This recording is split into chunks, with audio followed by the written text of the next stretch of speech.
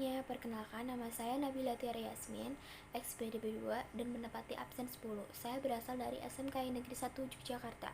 Pada kesempatan kali ini, saya akan mempresentasikan kepada kalian materi tentang asas-asas dan prinsip tata ruang kantor. Penasaran? Simak terus! Nah, mungkin dari kalian ada yang belum tahu nih, atau kurang mengerti tentang apa sih tata ruang kantor itu. Jadi, tata ruang kantor adalah pengaturan dan penataan yang seefisien mungkin letak perlengkapan dan perabotan kantor di dalam ruang dan lantai kerja yang tersedia demi menjamin adanya tempat dan keleluasaan kerja yang sebaik-baiknya bagi setiap karyawan. Masalah efisiensi pemanfaatan ruang dan lantai tempat kerja tersebut tidak dapat dipisahkan dari letak susunan ruangan atau unit kerja lainnya dari seluruh bagian. Tujuan akhir dari tata ruang kantor secara keseluruhan adalah untuk memperlancar komunikasi, mempermudah koordinasi dan pengawasan, dan dengan demikian meningkatkan efisiensi kerja pada umumnya, kawan. Terus, jika suatu saat atau suatu ketika terjadi perubahan yang mengakibatkan pengaruh terhadap kantor, maka perlu dilakukan peninjauan tata ruang kantor yang ada. Jadi gimana? Udah pada jelas kan? Jadi, setelah kita memahami apa sih tata ruang kantor itu, sekarang kita memahami materi tentang asas-asas pokok tata ruang kantor. Ada 4 macam.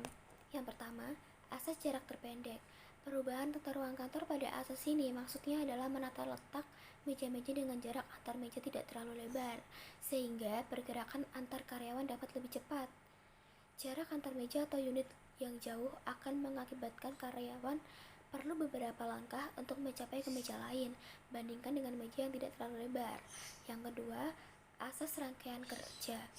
Asas penempatan para pegawai dan peralatan menurut urutan pekerjaan menjadikan pekerjaan lebih cepat dan tidak membuat keseliwaran pegawai lainnya, karena peraturan mejanya sudah runtut dan teratur. Yang ketiga, asas penggunaan segenap ruangan. Maksudnya adalah tidak ada ruangan atau luas ruang yang tidak dimanfaatkan. Jika ada ruangan yang kosong, maka dapat diletakkan tanaman, hiasan, akuarium, dan lain sebagainya, sehingga membuat ruangan-ruangan semakin nyaman dan asri. Dan yang keempat, asas perubahan susunan tempat kerja. Asas ini memungkinkan apabila di kantor ada perkembangan baik pada pekerjaan maupun pegawai, tata ruang dapat diubah dengan mudah dan cepat. Paham kan sampai sini? Sekarang kita lanjut. Nah, setelah kita memahami materi asas-asas tata ruang kantor, sekarang kita lanjut ke materi prinsip-prinsip tata ruang kantor. Simak satu persatu ya. Yang pertama, pekerjaan harus mengalir terus-menerus sedapat mungkin dalam garis yang lurus.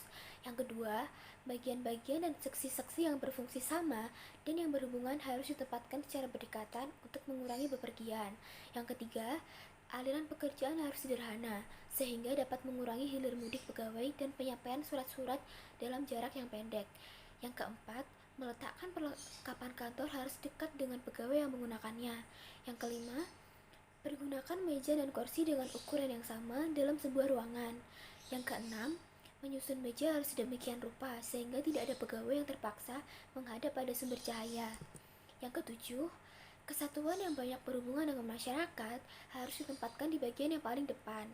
Yang ke-8, satuan yang pekerjaan yang bersifat sangat gaduh sebaiknya ditempatkan dekat jendela dan hendaknya dijauhkan dari satuan lainnya.